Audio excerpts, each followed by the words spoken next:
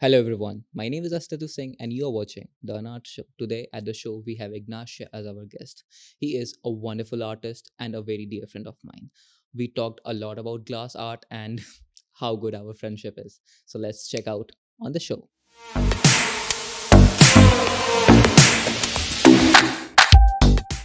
Hello Ignatia. Iggy, Hmm. how are you? I'm good. Good. I'm fresh out of the hot shop, so I'm like covered in sweat, but other than that, I'm good. Good. So what's going on these days? These days, I'm mostly doing my bachelor's Hmm. and just being in here all day, basically. So basically, So that's like 90% of what's going on. oh my god. I was talking to Ula. Mm. I was talking to Laila, and both of them said the same thing that basically we live here. Yeah, We do. only go back to our homes or to our dorms or to our flats just to sleep.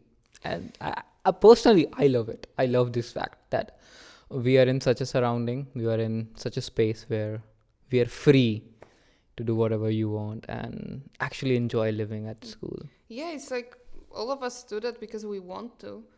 You don't have to be here all day. If you want to just pass and just do what you need to do, then it doesn't take that much time. But like because we love it, that's why we are here. I mean, when you enter the hot shop, even if you're not working at the moment, it's really hard to leave.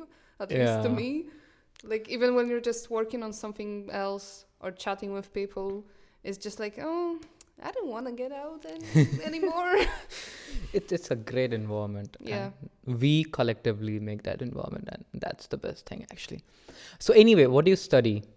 What are your majors? I major in glass, art and design of glass. What is it? Yeah, it's basically the glass course in our school. Mhm. So half of it is like design. Mhm. Theoretically, it's not like taken as seriously as in the actual design department, but it is a part of our course and the art part of glass. And I'm personally mostly recently in the stained glass studio and in the hot shop. Stained glass? Yeah. Is it fun? It is. I love it. And what exactly? I mean, we see stained glass in churches and old buildings, but really not a lot of people know what stained glass really Ooh, is. there are so many ways you can do that, honestly. The most traditional way, like what you see in Gothic churches, in medieval churches, it's like just really tiny pieces of colored glass. The thing itself is colored, and there's like just a little bit of black paint on it. And because the window panes are so huge, especially in Gothic churches, that's from far away and with the right light, it kind of merges into this That's okay. into this whole visual. That's the most traditional way to do that, but you can just on a completely transparent piece of glass paint with different colors. You can sandblast it and it gives a completely different effect. You can use acid. Etching is that technique, I guess. With Not acid. really. Like etching is usually done with stones. But yeah, I guess it is a type of etching with acid. It's similar to sandblasting, but sandblaster gives like a more rough effect than acid.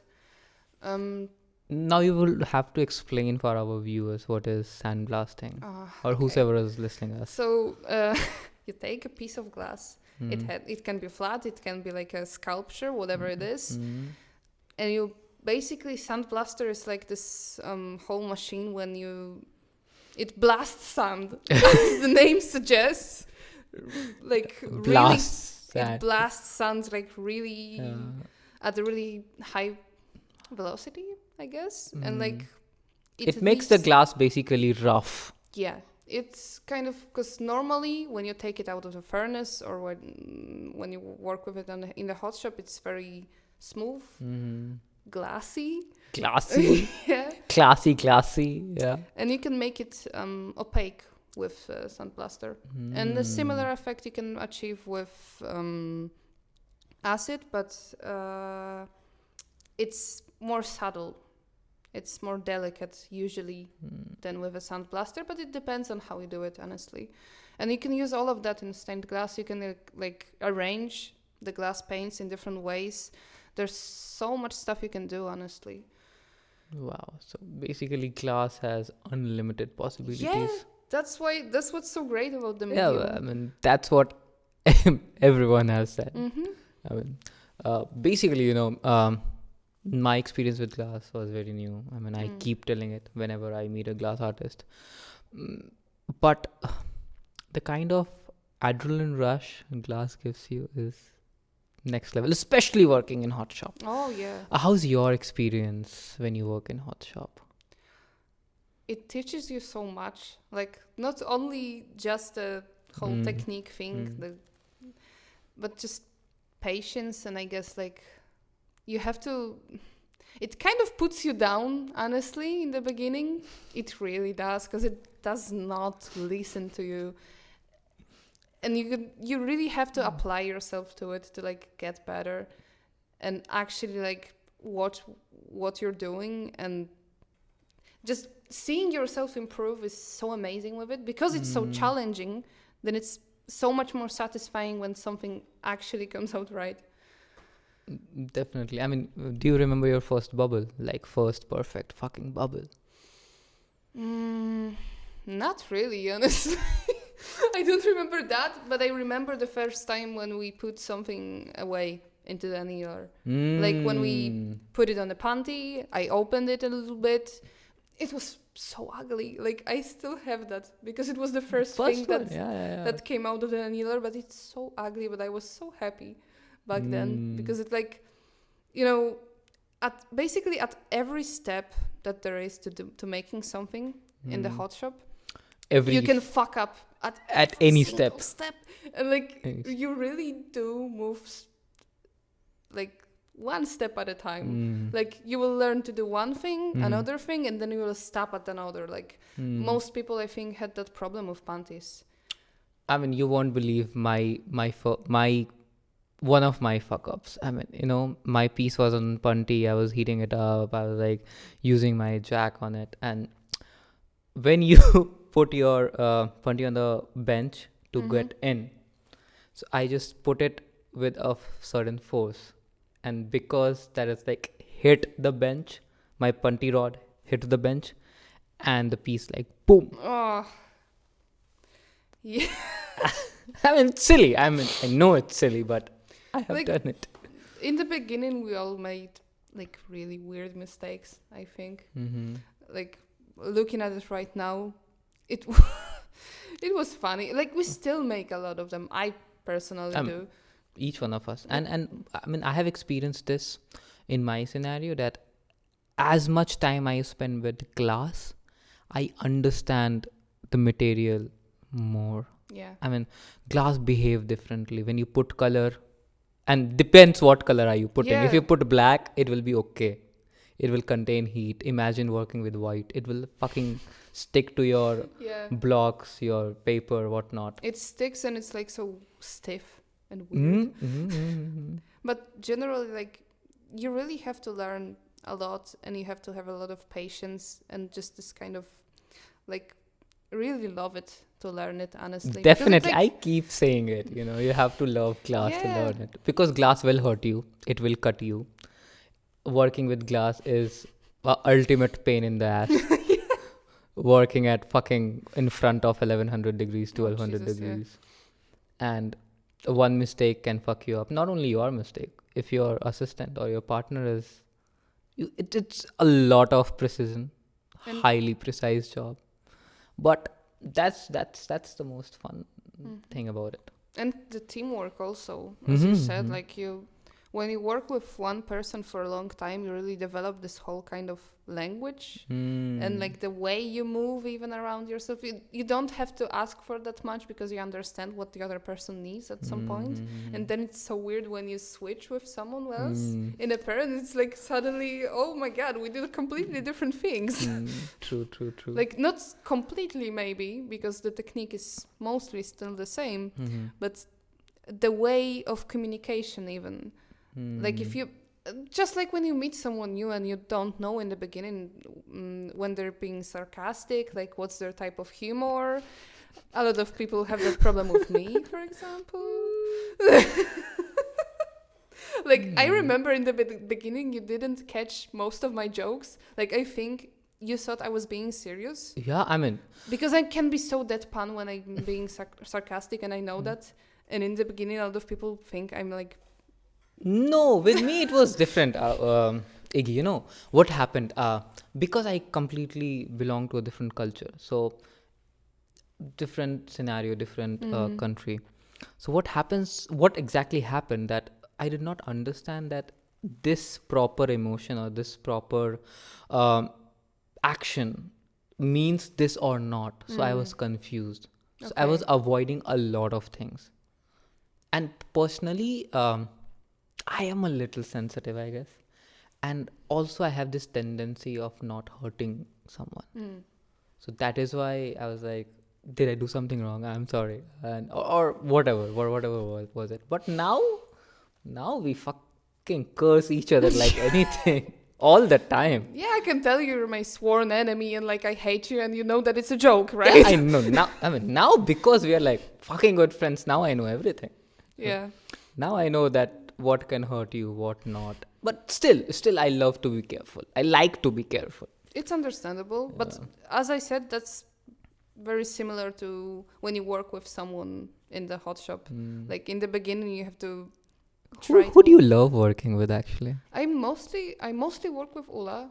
I think you only work with Ula. Almost. I also work with Grzegorz one time a week. Okay. Yeah. And it's completely different. And like that's why I have such a contrast between that. And like occasionally I will work with someone else. We have never worked together, I guess. Have we? No, we have not. We should. I worked. Yeah, we should. We should. I worked with Leila once. Yeah. I worked with Shude, and I worked with. Oh my god. I don't remember, but like there was someone also else. But the Dominica, I guess you haven't worked with Dominica. No, I have not. Yeah. And basically, we will try all these people on our. We should show. Yeah. I think we should like switch one day. All of us, we should like switch pairs. Yeah. Just to see what will happen, how it goes. And also, you know what? I really want each one of us. My hot shop group, our hot shop group, to come on this show and talk about their experience. I really want this. Yeah, it would be fun. And also coming as a group, like just 14 of us talking. So Iggy, I really wanted to know. This is the first thing I ask normally whosoever comes here. How did you end up in art school or in art community, whatever you call it? Yeah. So from the beginning, this time, I just loved art. I have since I was a kid, basically, in some way. Like, when you're a child, it's in a very shallow kind of way, very different, but it's there. And it has always been with me. And I went to this art profile, like art school, high school. Art high school. Yeah, I don't know if it's called like that in English, but we have that in Poland. And in there, like, it was tough. It was very different than this school, honestly. It's such a different vibe, but throughout this whole time, I knew I had to do something with art, definitely. And as I said in the beginning, I wanted to do art restoration. Since like I was 16, that was my plan. But then our academy has this festival, the High Temperatures Festival. What do you call this in Polish? Festiwal Wysokich Temperatur. Temperatura. Okay. And I saw the hot shop, and I saw people working there, because during the festival there are always like artists from abroad usually, and the best ones. And like if there's a really good gaffer, it looks beautiful, and I fell in love with it. So that was my second choice from that moment. And then I wanted to also, like as my third choice, let's say, do art history. So still something to do with art. Like I just, even when I had moments in high school when I was like, wow, I hate this. I don't want to do this anymore. Fuck that. Like, I still wanted to have something to do with it. And I actually got in one of like in first 10 places to the Warsaw Academy to art history. And it's kind of a hard place to get into, but I still chose this school because I wanted to give myself the chance to do art, basically. Because, like, as I said, I have always loved it, but I had moments when I was just like, am I like, I guess predisposed to do this? Should I do this?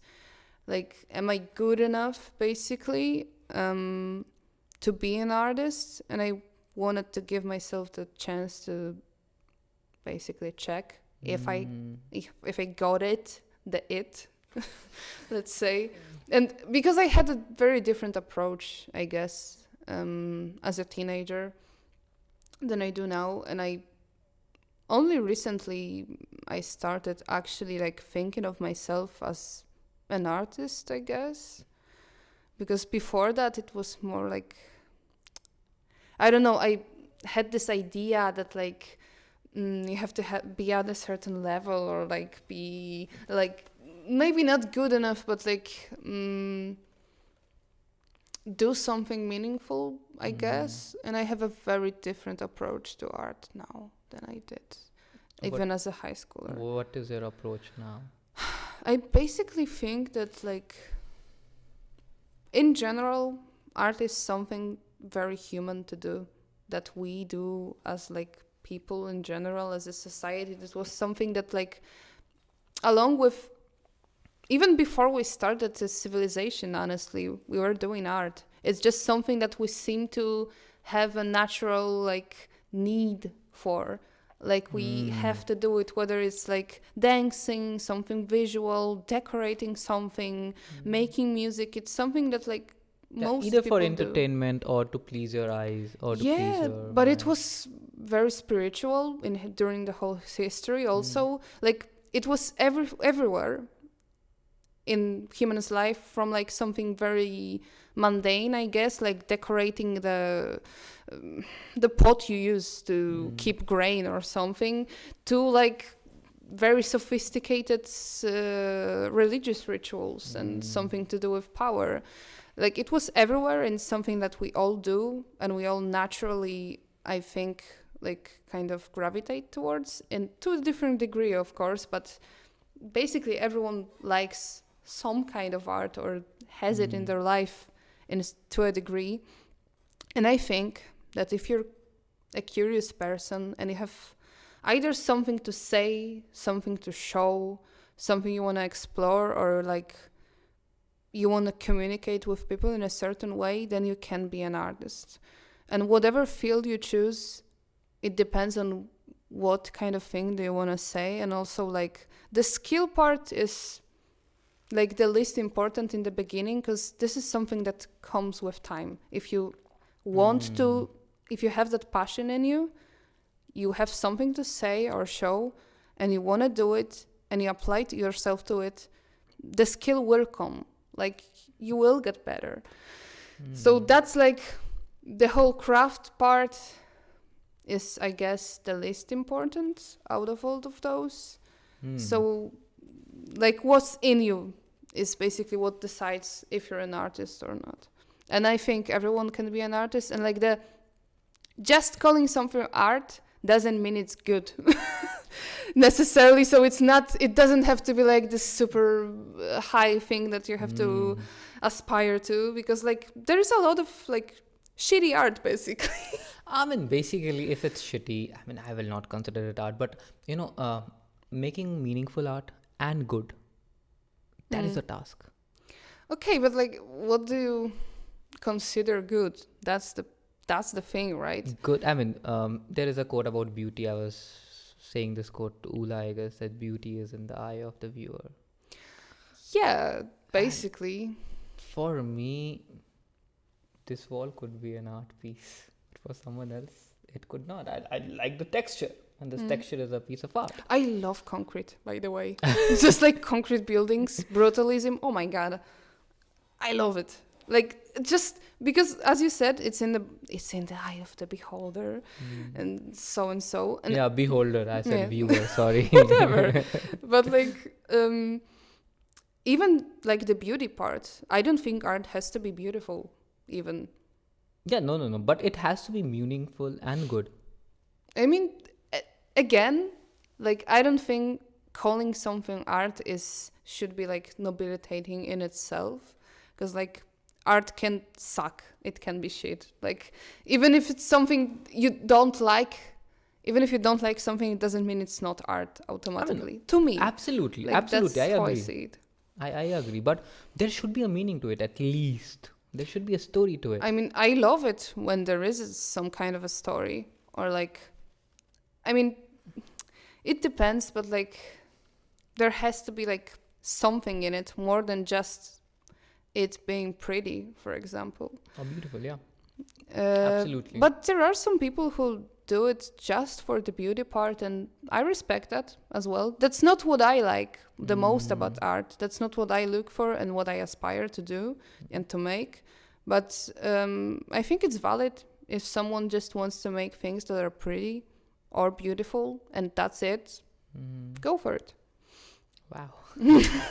No, because like, for example, even with glass blowing, there's so much skill to it that even if someone purely applies all of their time and all of their like artistic endeavors to making something perfect as possible and as beautiful, then even if they don't necessarily want it to have meaning, it has meaning automatically, because like, just the fact that they applied themselves so much to it, it adds something to the piece, even if it's made just to be beautiful, like from their perspective. Who is your favorite artist? I don't have one. Don't ask me that. I don't have like one a favorite artist. glass blower. Oh my god, no, I'm not telling you. I hate who's your favorite blank, or what's your favorite blank favorite question. Country, favorite color. No, I don't have like one answer for most of those questions, honestly. I don't have like just one favorite artist in anything, a field. Yeah, it depends on what they're making. True. Yeah. I mean, I also do not have, but artist I look up to is Van Gogh. So I really like him as a person and as an artist as well. Why? Interesting. So overall story of Van Gogh, how he started, how, I mean, in a he was in a difficult society, in a difficult surrounding. Even when he was in a mental asylum, he was creating art. His love, his passion, and his dedication. I mean, it's not very common to see. So that is why he actually inspires me a lot. I mean, if you look at all of those like great artists, a lot of them have that in common, that like they were fucked. Yeah, that too. But also just That like too. that determination that even when like someone was basically starving, they were still like going at it and making it.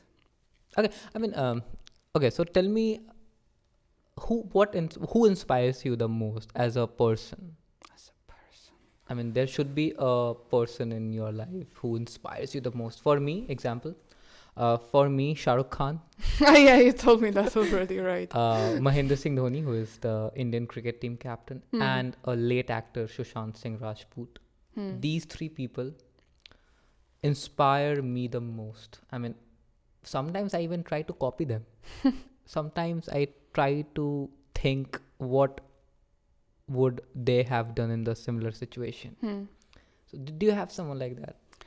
I don't have like an idol kind of person, but there are a lot of artists that like some part of what they're doing resonates with me especially, and I kind of try to maybe talk about similar things in different ways, but I don't have like anymore, I guess. I don't have like one person that or two people that I specifically look up to, like in life or in philosophy kind of way. But there are a lot of people that artists in different fields. Okay, so I can try to talk about that, I guess.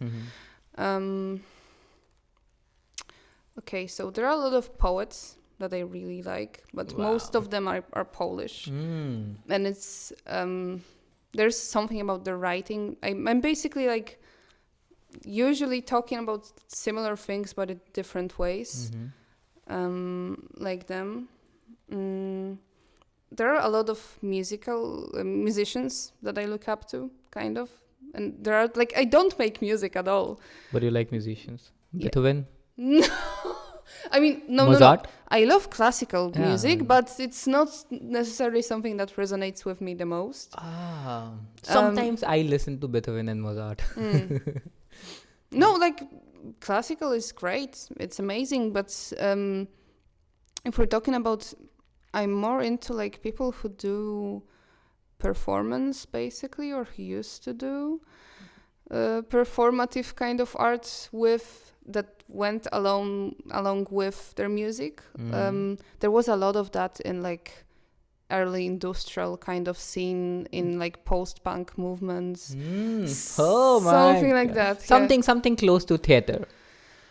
Musical sometimes theater. It was like that, but like in a very, I don't know, because I like a lot of things that are not, like we talked about beauty, and I like a lot of things that are basically kind of destroyed, whether it's in visual art or in performance or like in music, something that's kind of flawed, and the flow of it is like all those ugly pieces basically are what's on display and what's the most important part of it. What would be a good example? Okay, so that's a kind of a weird little thing. There was this whole movement in Japan in late 80s. It was called danger music, and it's very much what it sounds like. Danger music. Yeah, because it was basically noise. I don't know if you're familiar with like the whole... I was a student of sound design, so yes, I know what danger music is and how you make music with sound. Yeah. Yeah, so like, for example, like Hanatarash, there was this whole band, Yamata Kai, the lead, the singer. I don't know if you can call him singer, honestly, because I wouldn't call it singing, what he was doing. But the whole performance part was it's fine. More important than the music, honestly, because he would just like go absolutely crazy on those concerts. Some of them, most of them were illegal, honestly, actually.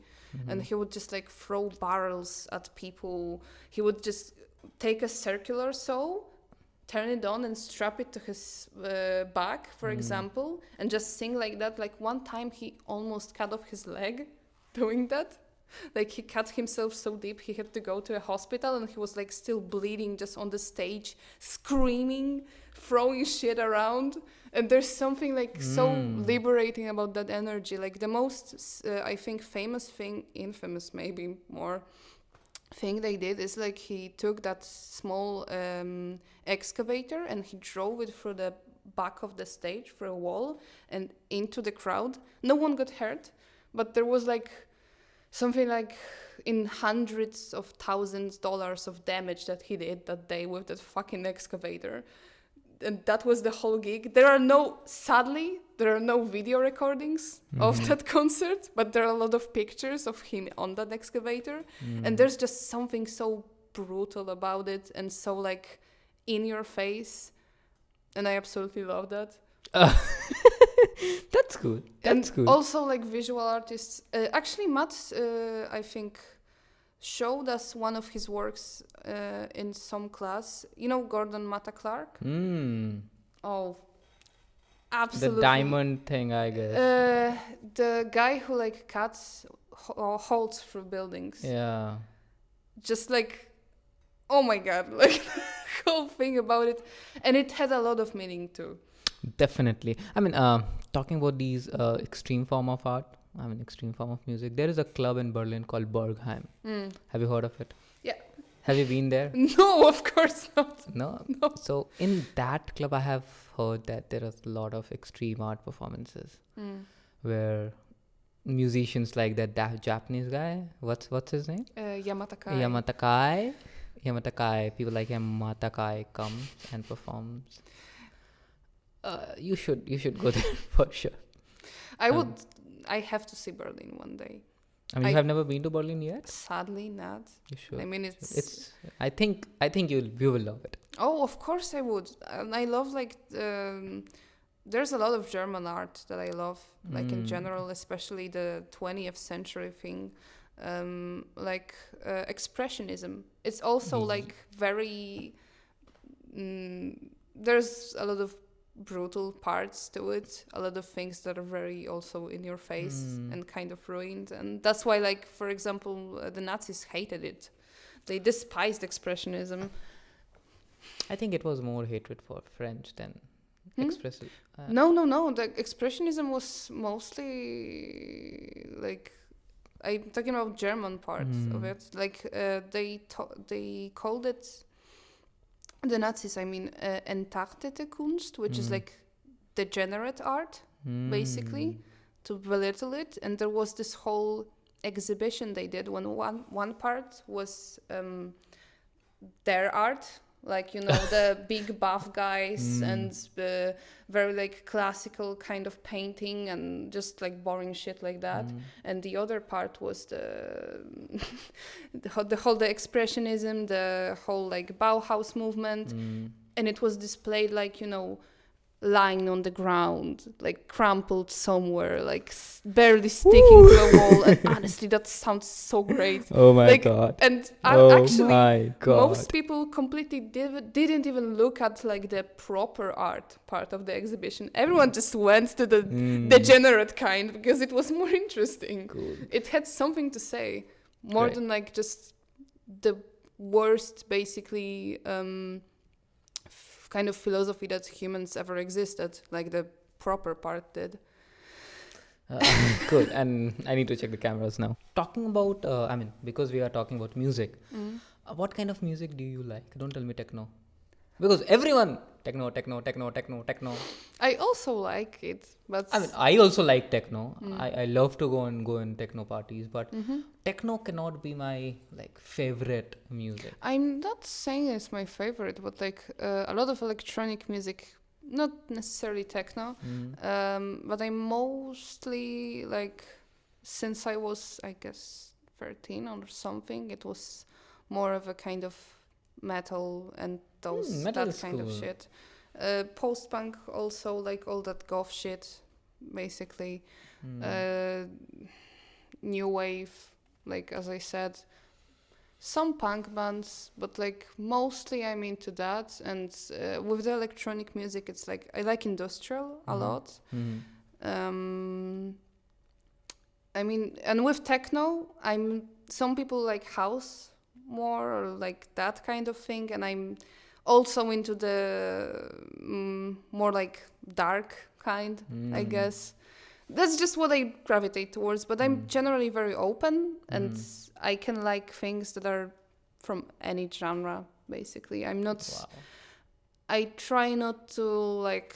Restrict yourself. Yeah, right. in any kind of like artistic kind of explorations. So liberal. Good. Most of the time, I see you in black. Yeah. Why? Why black? Why you do not try colors? I just don't have a need for it, honestly. I guess I'm just like I'm kind of a goth. I don't usually call myself that, but that's what I gravitate towards, and that kind of style basically. But like not the like new kind of, I don't like that clean shit, all this kind of fresh, fast fashion kind of new goth clothes. I like that, whole Industrial. DIY kind of thing when you make half of the things yourself and they're kind of ugly, but like You like it. there's something to it basically. But can I tell you something? I really want to see you in proper tuxedo at my diploma. or proper suit. I have a suit, kind of. So I really want to see you at my diploma. Okay, I will do that for you. Dziękuję. Dziękuję means thank you in Polish. Cool, yeah. So, do you make your own clothes? I mean, do you design your own clothes or do you improvise your own clothes? Yeah, I try to kind of tweak most of the clothes I have. I haven't, like aside from underwear, because that would be unhygienic, I haven't bought any new, like actually new fast fashion, fresh clothes in, oh my God, 6 years, 7?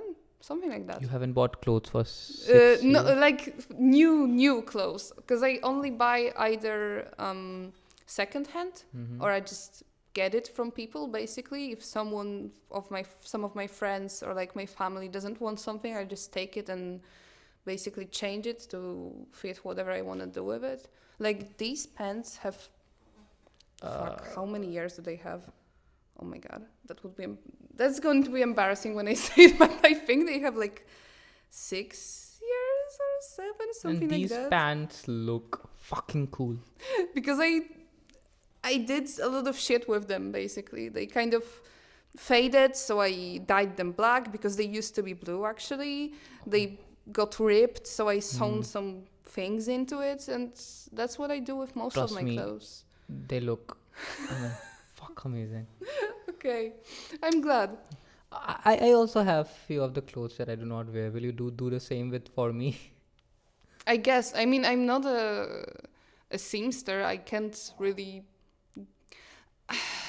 It's not like most of the clothes I have sewn from scratch are not like properly sewn. They're not like very well made. But I do that anyway because it's fun and I just like it. I mean, a friend of mine, he's a printmaker. So if a t-shirt gets fucked, he just prints something out on it and again it's new. That's great. It's trendy and that's what I try to do with most of the clothes I have or people give me, just like reuse them, do something with them. And then like one part is I don't have to buy anything, spend money on it. And the other part of it is just like, no one else has that exact thing that I have. I agree. I'm jealous of your clothing, to be honest. That's funny because like it's all kind of shitty and torn apart, but I like it. I mean, likewise. In India what we do with the clothes that we don't wear or they're old, they are being used to sweep the floor. I mean, if something is completely like just ragged, like there's nothing I can do with it, then we use that for that too.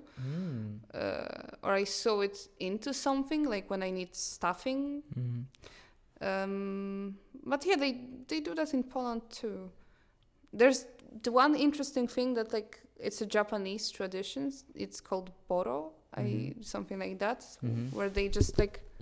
Sorry. And they have, they used to do that, like when most people were still wearing kimonos. Like when one got really old and torn, they would just like sew a patch on it, and then another patch on it, and another patch on it, and it ended up as like the shit ton just of like indigo patches in slightly different shades with this very visible white thread that was also used as a decoration, and it's so beautiful. It's one of my favorite things, and I am working on something like that, but it's something that really takes months because you kind of have to do it by hand, and it can't be like too pre-made and pre-designed, because the whole point of it is to be like organic and kind of this idea of reusing stuff. But yeah, it's amazing, and it's like just one of the examples of how we can just reuse the shit you have much more than you think. It's cool. Well, Iggy, tell me something about how you end up being in Wrocław. I mean, apart from, if you would not have been in the school, would you have considered any other school in Wrocław, or you would have like gone to Warsaw? Oh, you mean the arts academy? Yeah. Wait, because it had class. Ah, It had the hot shop. great. That's cool. Who is your favorite professor in school? You will not say it, I know it, but still I'm like asking you. No, I'm not Alright. saying it. But you have to answer this question for sure, because whosoever comes from our school, I ask this question, and I mention it that I asked this question. Tell me a best thing about our school, like ASB Wrocław. The best thing about ASB Wrocław. The single best thing about our school is that there are dogs allowed inside. I'm joking, but it is. Cats as well. Yeah, right. And sometimes we have shot with snakes in the studio.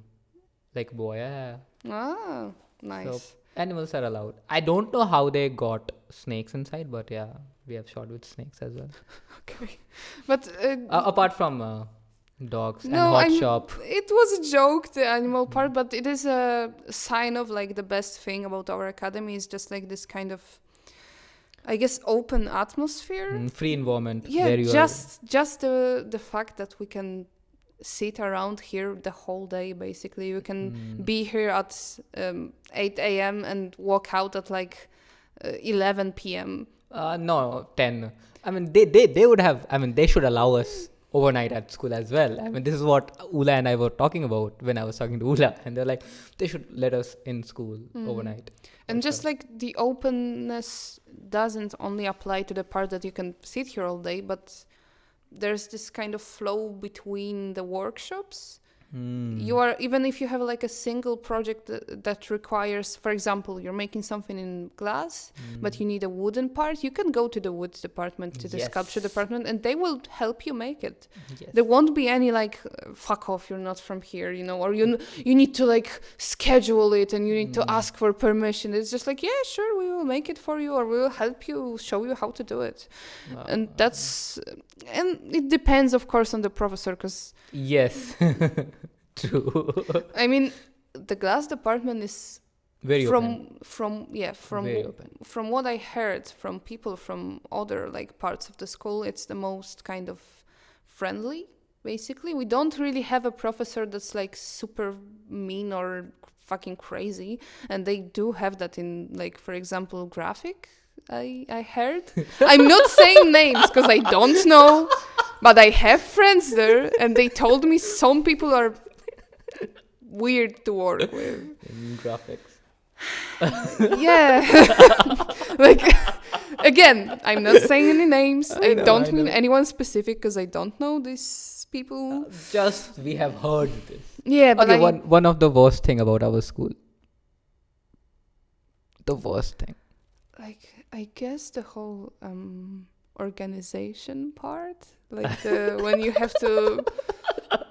I mean, I am myself not the most organized person, and the whole like. And so are most of us probably.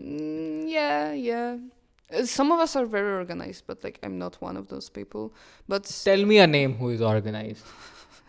A mutual. I mean, we have around 25 mutuals. Just tell me one. I mean, No, one. Like super organized. Even tell me a professor who is super organized. okay, forget I said that. Never mind. But yes. Yeah, the organizational issues are there. Yes, sometimes it's like just chaos. A lot of paperwork. It's not even about the work part. It's more about like the whole paper kind of thing, the document thing.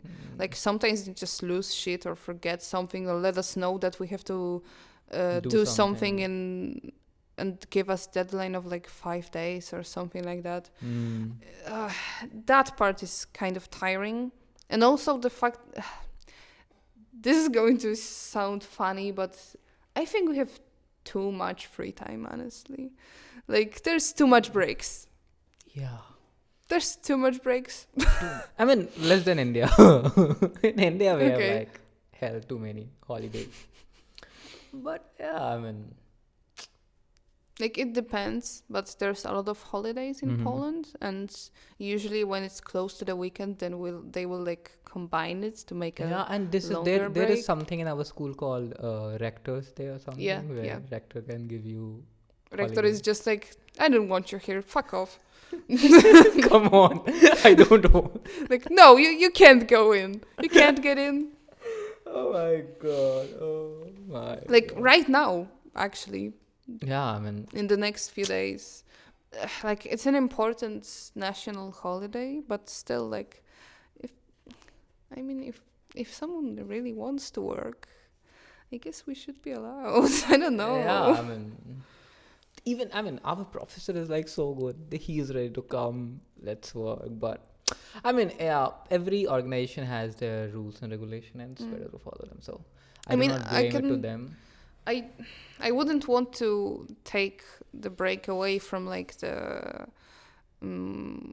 basically the whole working kind of faculty of the school, because there are professors and there are assistants and there are also like technicians, I guess. True. And the technicians usually have less breaks and less kind of free time than the rest, and I think they deserve that, and they should of course get that. But if I just want to like come in and do my some own stuff shit, for yeah. myself, I understand why they don't let us in, but I'm still a little bit pissed about it. Do you know who is our rector, by the way? I don't remember the name. Great. I don't, sorry. I should cut this part, but I really don't want to. It's funny. I mean, isn't he from like the media department or the graphics department? I don't know. Yeah, I think. I think so, but I don't And know his name. also most of the things are there in Polish. So I kind of, the I don't know as well. But yeah, we cannot help it. I'm just imagining what's gonna happen when this show gonna release and everyone from our school gonna watch it. If everyone watches it. I hope they won't. I just hope they won't. Because I am rambling honestly a lot. Like, you ask me some kind of vague question, I am just like, oh, let me tell you about my hyperfixation that no one else cares about. I have to tell you everything about it for like the next half an hour. That's just talking with me in general. It's fun. I am having fun talking with. I do not want to end this, and even if we end it, I want to talk to you because it's like so much fun. I'm glad you're entertained at least. Yeah, I guess. Give me something controversial. Come on. Why? Something controversial. Come on. That there is this thing in school. About school, something controversial. Yeah. I thought like you meant in general. In general, I don't care. About school, controversial? I don't know if I have any kind of hot take. I think I have very, very lukewarm takes that everyone else has, basically. Like.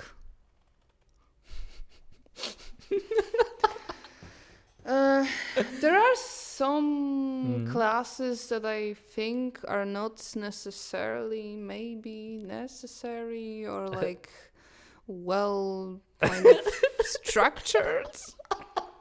That's my lukewarm take. I can feel you. Likewise, I feel like the same. we have some.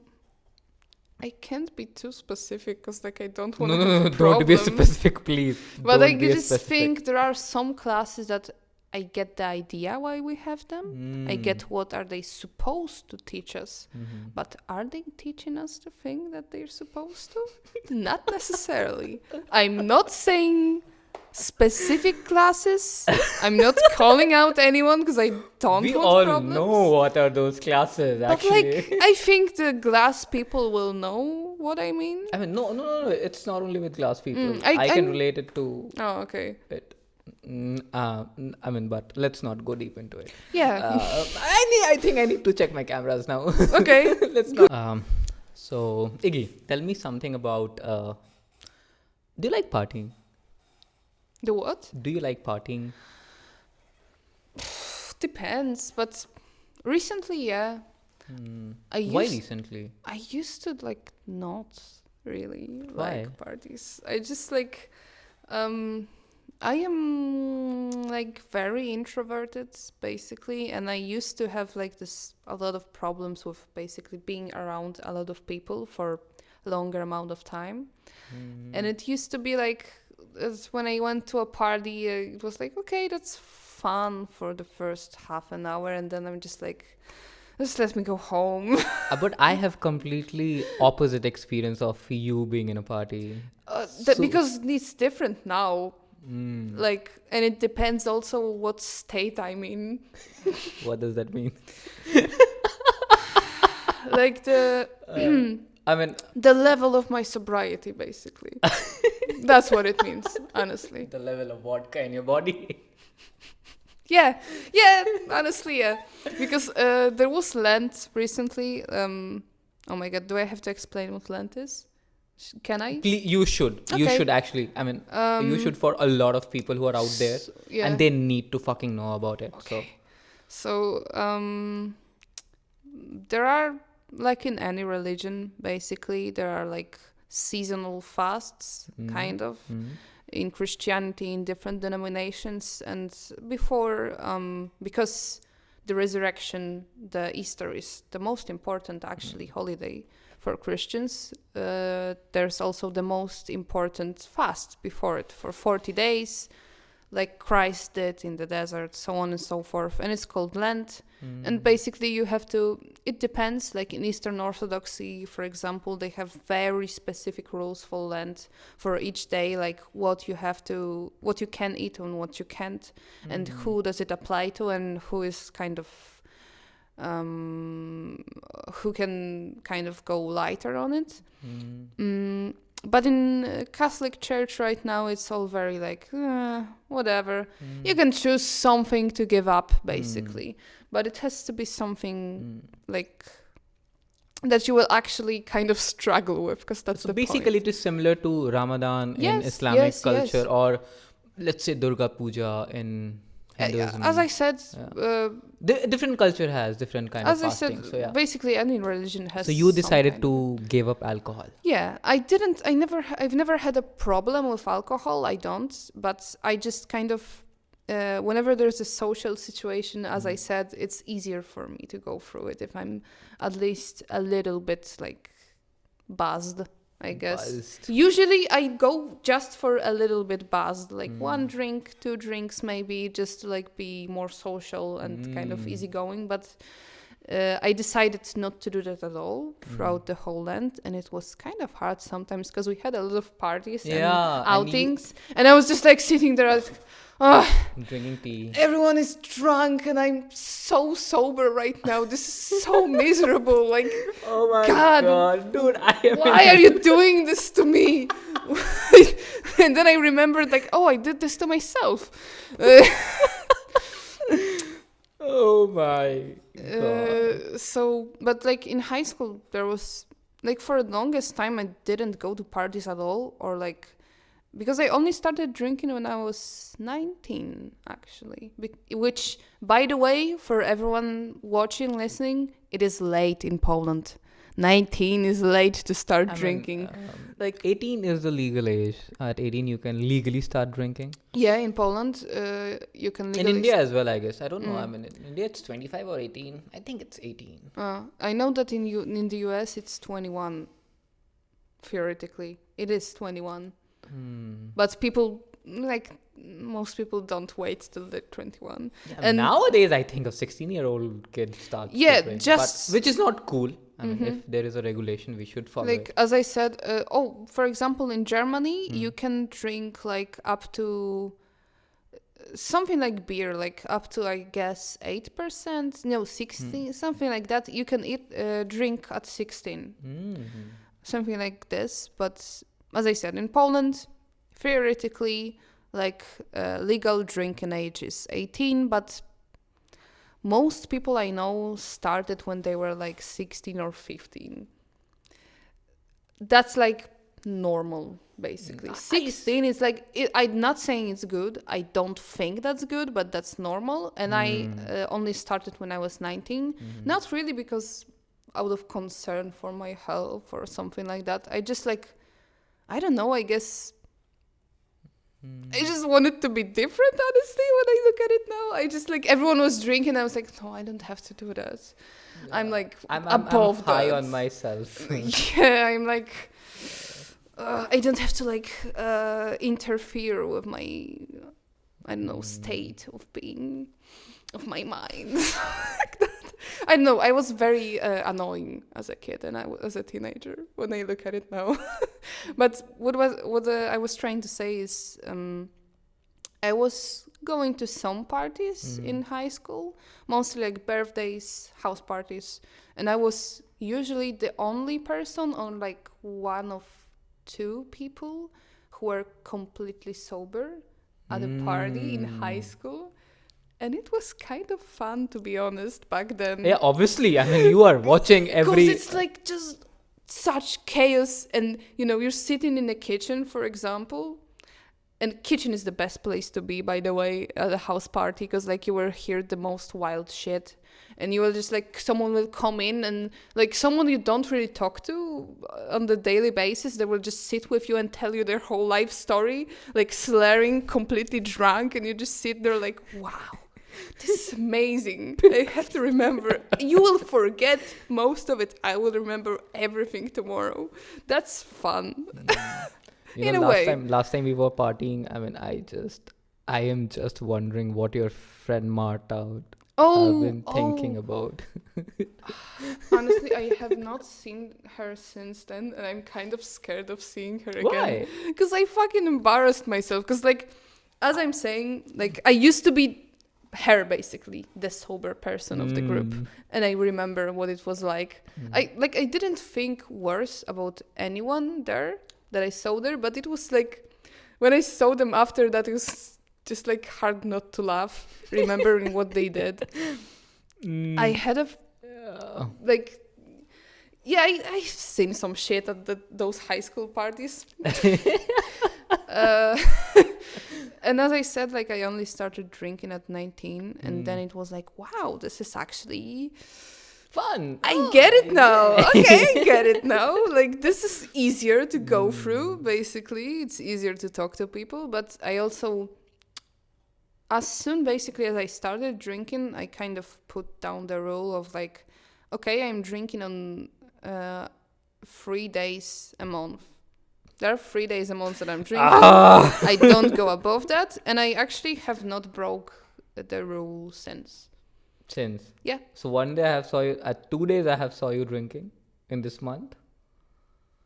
And tonight gonna be the third day. I guess. It is. Let's see when's the fourth. But I'm not. No. Absolutely not. Let's see. Also, the month is ending. So you have made to try, but like you're not going to get me to drink more than what I like. If I actually want to do something, if I actually like set down a rule for myself seriously, I will do that. Yeah, obviously. I mean, to be very honest, you are the most determined person I have seen. That's interesting to hear. No, not only determined. There are many more adjectives for you. Oh, Jesus. Now Determined. Now I'm scared. Determined, disciplined, hardworking. Not really, honestly. I think. I don't see for myself you, 4 like means that. 4. If you say that I'm going to be at 10, you are there at 9:55. Oh, yeah. That's... Hardworking. I mean, sand casting. We do sand casting, and most of us hate mixing sand because it's a lot of hard work, and you fucking do it all the time. Like, I told you that, I think, one time. There's this thing our coach used to tell us when I was still doing like running athletics in primary school, actually. Now that I think about it, he was going really hard at us, but he used to tell us often, like, is that your limit, or are you just scared of getting tired or of pain? And actually, like, I fucking hated the guy at the time. Everyone hated him. He was like, it was a little weird because we were like 10 to 12 years old, like actual little kids, and he was making us. One time, it was winter, we were running outside. He made us, like, there was this kind of steep hill. He made us take someone else, like, piggyback and run up there, and then we switched. And we did that like 3 times. And then we were still running. We still had to run back to school the whole way. And he was doing shit like that with us. That is child exploitation. Yeah, now that I think about it, like, as I said, we did not like the guy at the time. And now that I think about it, it's like weird to do that to kids. Like, Yeah, I mean, don't you have life or something? Don't you have like a hobby? Can't you like focus that energy on something else? Yeah. But So you know, I have a message for that teacher. I mean, that's not good buddy. I mean, you would not have done that. as I said, we hate the guy, but Not hated, dislike. I mean, hate is a strong word. I don't think that you can hate anyone being this wonderful soul. You'd be surprised. Like, not personal, but Yeah, I mean, just for saying, yeah. but yeah, another thing that he used to tell us a lot during that time was like, okay, I know you all dislike me now. I know what you're saying, talking about me, but one day you will be grateful for that whole Classic. thing, for that whole thing you're going through right now. And Classic. the worst part is he was fucking right. No, because the kind of love for like pushing yourself past your limits that this whole thing instilled in me, like, it's still something very important right now and something useful to me.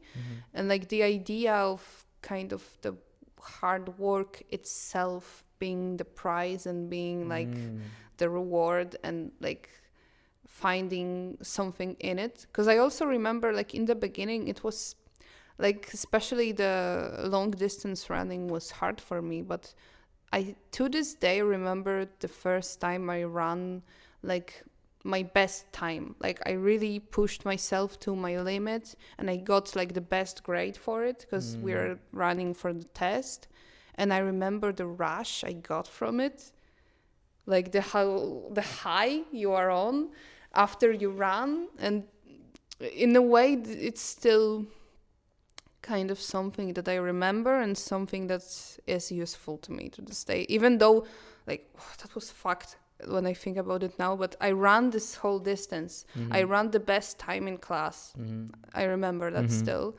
And then I just like stepped aside 3 steps, bent over and just retched. Like, just, it was like only bale. I had nothing in my stomach, but like I remember the white snow, the kind of heat on my cheeks, and just like basically. And my friend was like,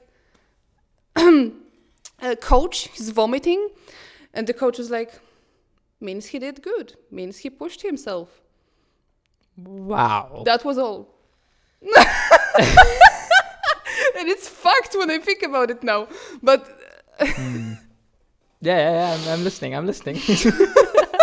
but like, not necessarily to that point, because you should not do that to kids. Like, right now I have, for example, 2 little cousins, and if I found out that some teacher did something like that to them, I would personally beat the shit out of the teacher. But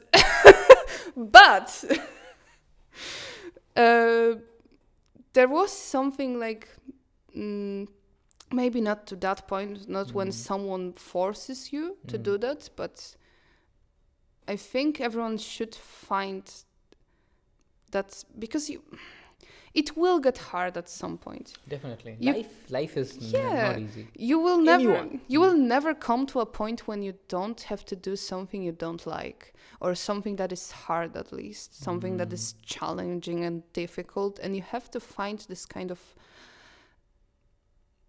love for it in a way. Like, you have to accept it, basically. Was it Camus? It was Camus. Sisyphus, right? The myth of the Sisyphus, the Greek myth. Ah, yeah. The guy who was pushing the boulder. Pushing the bar, yeah. Yeah, and Albert Camus, the French writer, the one that wrote... okay, never mind. But he also wrote the essay that was titled, like, The Myth of Sisyphus. And I actually read that in high school, did not really understand that at that point, but recently kind of came back to it accidentally. And it really resonated with me, because the whole idea of the essay and what he says, it's like, you have to imagine that Sisyphus is happy pushing that rock. Because, like, he has to understand, for it to be a proper punishment, he has to understand and know that every time he pushes that rock up, it will come down, right? He will have to do that again. And in short, like, the essay is really short. If anyone likes to read, they should read that one. It's very easy to find it online. Obviously. But the whole idea, like, in short, is that you have to imagine that Sisyphus understood at some point his condition, and the whole understanding of that absurd, that the rock will come down, like, right? He will have to push it again. That it's kind of, he has to find, like, the strength in it, and he has to, like, basically still be happy despite that, because he still has, like, this work to do, and there is still love for that you can find even in that situation. Like, you can be above your basically that kind of suffering that you have, or just hardship that you have no power over. You can be above that by, like, realizing the absurdity of it. It's hard to explain, but he does that better, obviously, in his essay. He's a writer. But, like, that's the idea, right? That it is going to be hard, and you have to accept that. You cannot escape that. You cannot, like, delude yourself that, oh no, one day I will come to a point when I'm happy forever. Nothing bad will ever happen to me. I will be rich and successful and happy forever. Because that's not what life is. And this human race is so greedy that no matter how much you earn. Yeah. Like, if you chase the kind of what I said, if you chase happiness blindly and completely reject any kind of hardship or pain, you will only end up in more pain, basically. True. Because you will never be satisfied at that point. And if you learn how to, like, kind of accept, as I said, the absurdity of the fact that you're alive even, and that you will die, and that you will suffer on the way to dying, you can be above that, and you can still find something beautiful in life. But it's easier to say than do. Like, I still have, it's not like I am completely living according to that philosophy, and I never had times when I'm just, like, not very at peace. But it's nice to realize that, and it's something that's really useful, I guess. True. And now I should check my camera. Okay. Iggy, I really want to ask you this, that what art teaches you? I mean, I ask this question to a lot of people. And I also put my answer very upfront. The idea of gratitude, love, and hope. I mean, these three things which art actually taught me and teaches me. Yeah, what you said also, like, okay, what art teaches me? Like, there's a different kind of an answer depending on Like what philosophically, exactly. spiritually, I mean, which is Okay. not very much orthodox or not very much trendy. Mm-hmm. Apart from being an artist, apart from being an art student, what else? Like, Generally in life. mm-hmm. As I said, I like a lot of art that is kind of. A lot of it is brutal, but some of it is also just like not necessarily beautiful, not like easy to look at in the first first moment. And that's, again, as I said, finding the beauty and the love and like something meaningful and just like valuable in things that are not necessarily popular or like well respected or like often looked at. Just like finding that kind of Balance. maybe something like that. And also, just as I said, this idea of pushing yourself and kind of appreciating maybe like the parts of life and the parts of world that aren't like what you think first when you think about something beautiful or think about something that's like that people like generally. I guess that's it. But that's also the most important thing is like just other people's perspective, basically, because I'm not the best at reading people generally, and as I said, like Hang on. socializing. One more time. Like I often don't understand other people. Maybe like in like in this kind of in basic interaction or just like until I really get to know somebody. And a lot of art like helps me with that, I guess, with understanding other people. And it's very beautiful to see other perspectives, like to see when someone, like how someone basically perceives the world and life and what they see in it. It's great because like sometimes they will notice something that you would never see. And just seeing it, the way they show it, it's amazing, honestly. Sometimes, especially in school, like there can be someone I don't really talk to much, or I don't know that well, or we just don't vibe well, but I will see their art piece and suddenly I know more about them than I would ever do just like talking to them, I think. And it's great. Have you seen any of my pieces? No. No? See? So you do not know me. Actually, yeah, kind of. I don't know a huge part of you, it seems like. So diplomatic. So balanced. Anyway, who is your best friend, Iggy? My girlfriend. Easy answer. Veronica. Yeah, definitely. She is such a wonderful person. That's I true. met her for the first time on Wednesday when we were partying. And I did not feel for a single second that I'm meeting her for the first time. Such a wonderful person. Yeah, she has that kind of... and just like in general, like... She's so social. Opposite. I mean, it's great to have someone like that when you're like me, honestly. And also just like... As you saw, like, even if she wasn't completely sober, like, she saw that I'm in a very bad state, basically, and, like, immediately just took care of me. And that's a special kind of relationship, but it's not only like that with me, because she does that a lot, actually, with other people, too. Like, if there was a party and she's still, like, not sober, but standing, basically, being kind of coherent, and sees someone who's, like... vomiting or almost like passing out, she goes for rescue. Yeah, she's a good person to go out for party. Honestly, yeah, because she's simultaneously fun but also like responsible enough to like get you home safely. And she's also an art student. Yes. Yeah, that's cool. How did you meet Veronica? We met in high school, actually. She's from your city? Yeah, yes. I mean, I wasn't born in Wrocław, but I've been living here since I was 16. So yeah, we met when we were 16.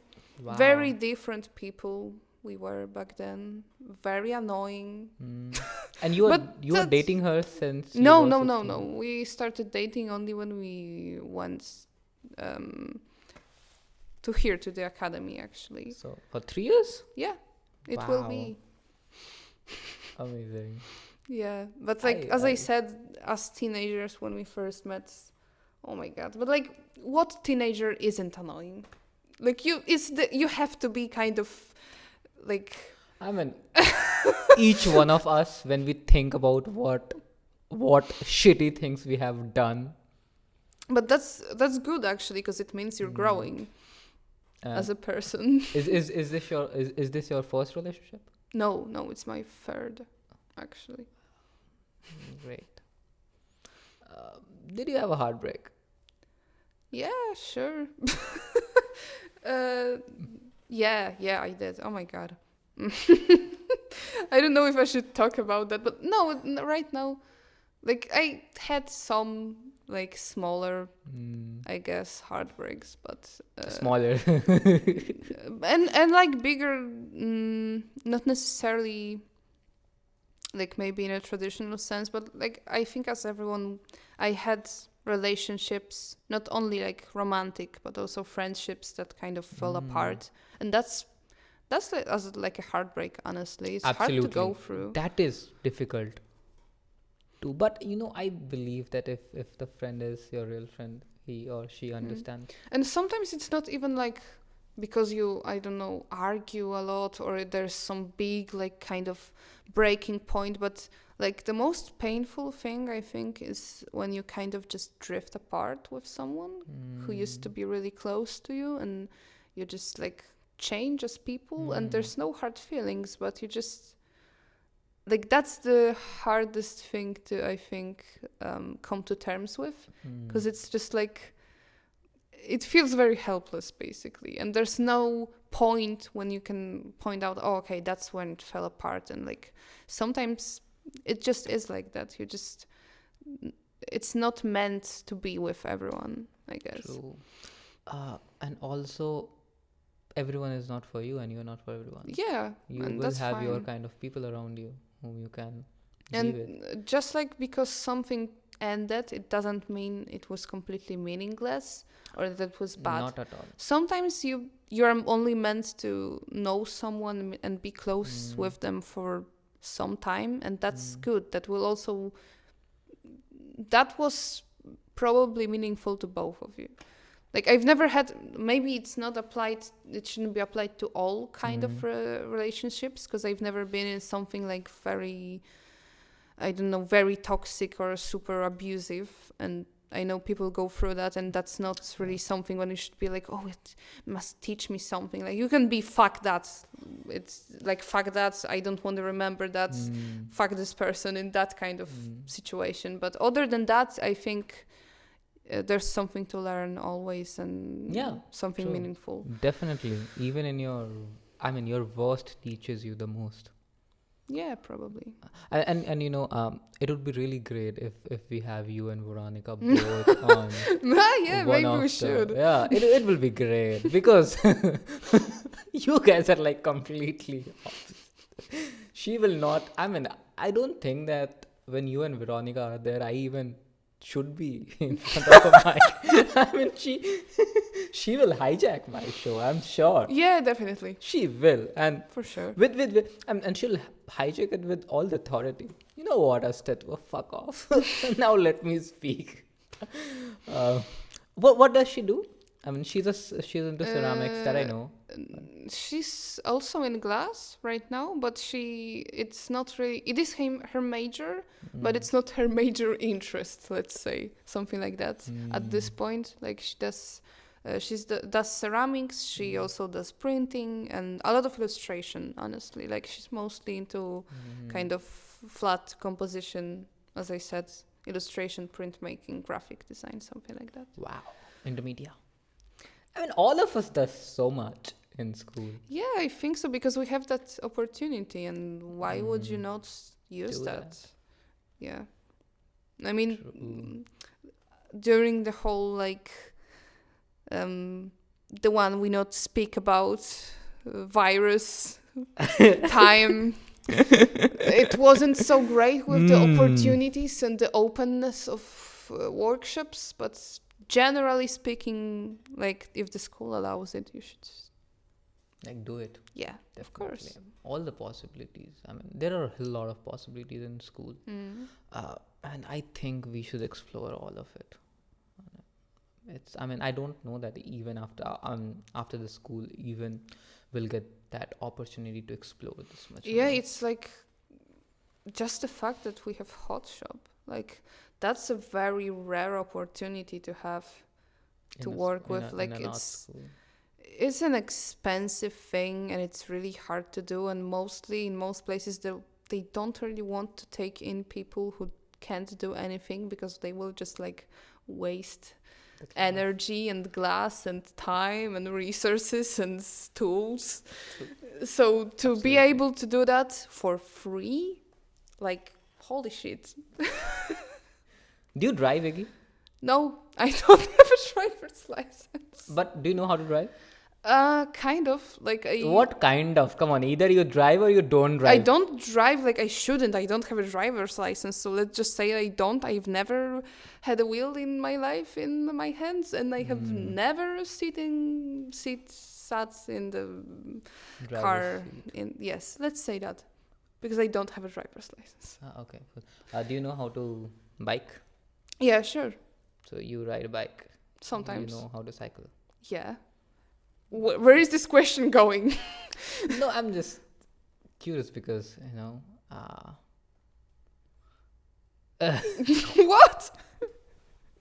What? I mean, you are a kind of person who's like, I cannot imagine you cycling. Why? Because, I mean, you do not have that personality who will, like, come with a bicycle, ding dong, ding dong, ding dong, ding dong. Like, it's not my favorite thing to do, to be honest with you. But I do ride a bicycle sometimes. It does happen occasionally. Wow, that's great. Coming back to the concept of art, what would you like to say to those who are aspiring artists, like really who are yet to start their art career, like really new in this concept of art? I mean, who just started understanding it? How should they go about it?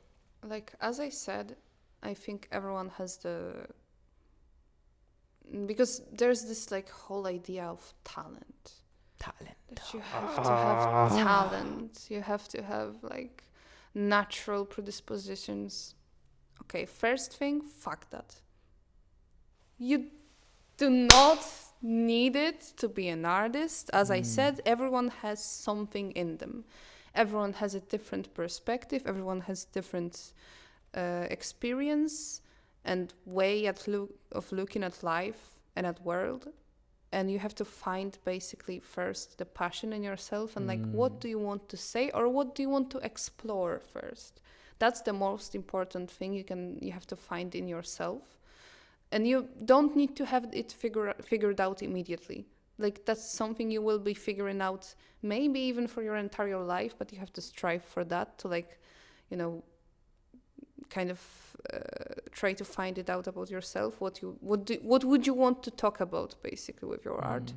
That's the first part. Don't lose that. Don't lose the kind of what do you want to do and the passion part, because that's the most important bit. And, like, in general for artists, don't, like, as I said, restrict and confine yourself in the beginning. Like, try different mediums, try different techniques at first. Like, figure out what helps you the most, what, like, it's easiest for you to get those ideas out. That's, like, the first thing for someone who's starting. And don't get discouraged just because like it doesn't come out exactly how you want it, because that's normal, like especially in the beginning. As I said, it doesn't mean you're like completely useless and you don't have talent and you can't do that. It just means you have to work a bit more on it. And if you find that passion, the work will be like natural, and then with work the skill will come. That's not something you should worry about. What you should think about is, like, as I said, what is your special way of looking at life and world, and what can you show or say to people with your art? And as I said, you don't need to have talent. It doesn't, just because it doesn't work out in the beginning, it doesn't mean you're not meant to be an artist. It just means that you maybe need some more time to figure it out, because everyone has something meaningful in them and something valuable in them. That's it. Wow. On that note, thank you so very much again. Thank you too. It was wonderful talking to you. I mean,